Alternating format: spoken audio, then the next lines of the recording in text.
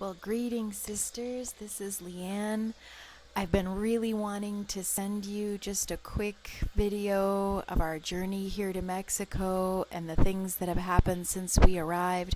I'm sorry it's taken so long for me to do that. We've had lots of trouble with getting internet and, just having time settling in and all that.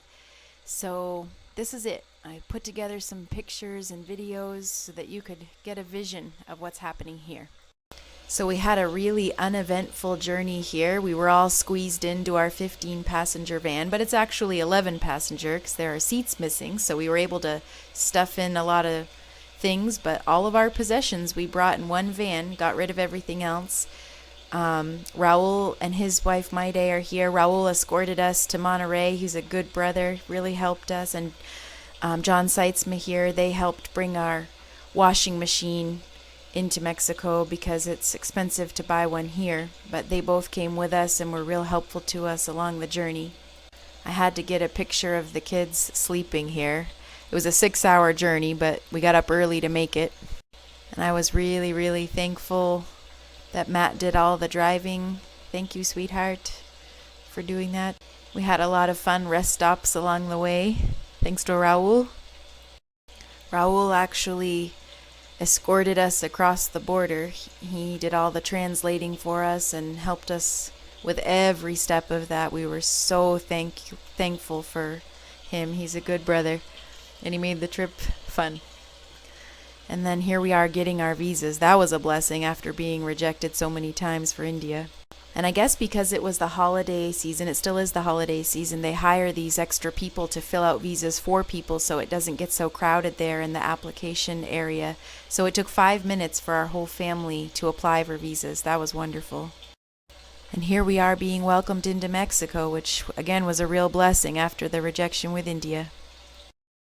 I know I already said that it's really beautiful in this part of Mexico, but had to throw this picture in again. It's so lovely. We had some stops there getting through the border, but no problems. And here's Brother Vess, Chancellor. He speaks usually every Sunday morning at the church in Monterrey. Vess and Alex were really gracious to take us, our huge family, into their little 3-bedroom apartment when we were turned away from the apartment we had set up because we're Christians. And they kept us in their home for a couple of weeks at least, maybe more than that, until we found an apartment. But it was okay. We managed to squeeze all our kids around their little table, and we enjoyed really sweet, sweet fellowship with them. They were very, very gracious to us. Thanks, Vess and Alex. We celebrated Caleb's 4th birthday a few days after we arrived in Mexico. We enjoyed a good Thanksgiving together. You can see JC dressed up her sisters, and she also dressed up Seth and Tabby. You can see Seth is not real impressed, but he still had a happy Thanksgiving. Unfortunately, not long after arriving, we fell ill with hand, foot, and mouth disease and also a really bad cold. And you can see Skaba there's not so well. Josiah, poor Josiah, he was the worst. He was so sickly looking, but the Lord healed us. But it was really chilly when we first arrived, and we were not prepared for that. You can see us here doing our family worship, bundled up in blankets. It was so cold. Thank the Lord for space heaters. Although space heaters are lovely, they're a little bit dangerous if you get too close to them.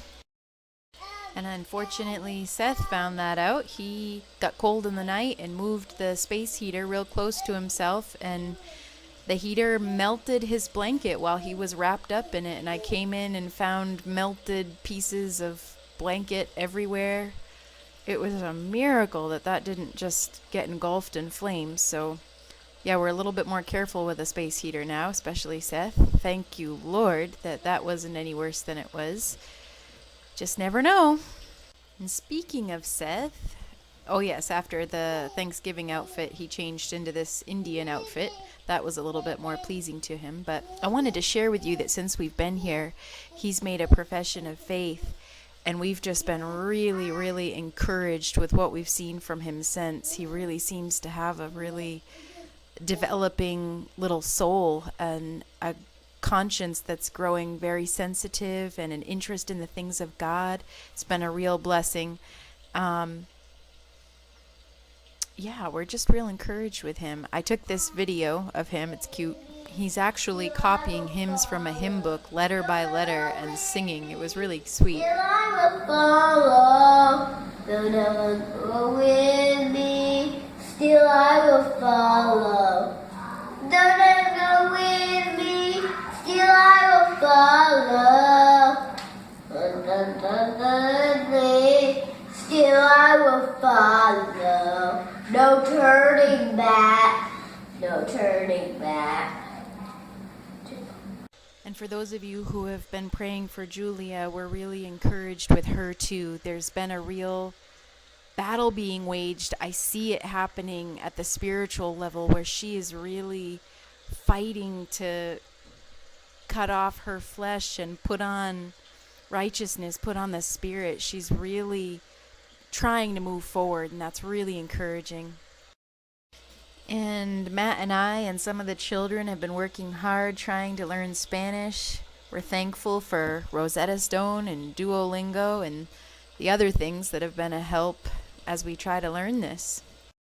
We are living in a house, and I want to take a tour of that for you so that you can see where we're living, but I don't have time to do it on this video. I'll have to send that separately. Sorry about that. So our biggest news since coming to Monterrey is that Dago and Jessica Garcia have moved in with us with their 3 children. The little girl there, Miriam, they have a 3-year-old son, Jairo, and an older daughter. She's 9, I think, and her name is Johanna. They're a sweet, sweet family. Dago is a leading man in the church here in Monterrey, and Jessica has been just a huge blessing to me, huge blessing. Just the fellowship with her has been so sweet. I just feel like I can't say enough good things about this family. This was just God's providence, God's goodness, putting us together for a season to help each other physically as well as spiritually, and the fruit has just been great. So Dago is the only one in the family who speaks English, but we've learned, of course, that you don't need any language to play Candyland together. But in all seriousness, we've learned a lot of Spanish with the Garcias living with us because we have to use it all the time to talk to them. We do use Google Translate from time to time, but Google Translate is not that great. We've had a lot of kind of funny miscommunications because of Google Translate. You use it on your phone there, kind of handing it back and forth. It works sometimes. And we've enjoyed lots of new and spicy foods since the Garcias have come in. Again, then you can react.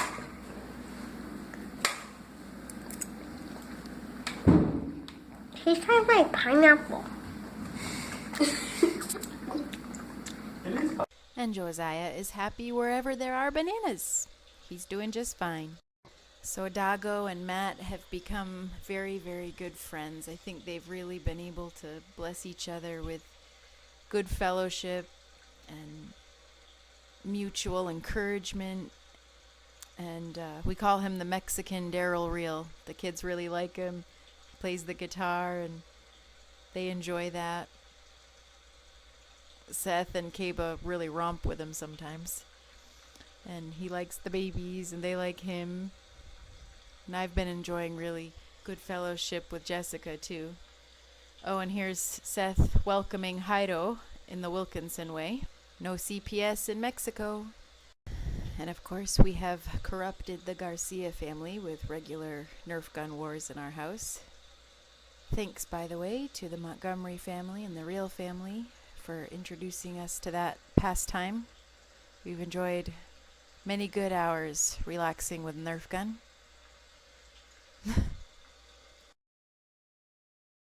And the Garcias also do regular times of family worship, and we've been able to enjoy that together. Matt and us in the morning, and Dago's here doing it at night. And yeah, we just love this family. We've had a good time.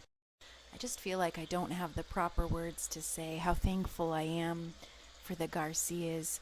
I think we kind of came to Mexico expecting really to pour into the church here, and I think we've both been surprised to see how mature the church here really is. I mean, there's areas that need growth, but there's so much godliness and maturity and righteousness among the people here. It's such a blessing, and we really thank the Lord for this time.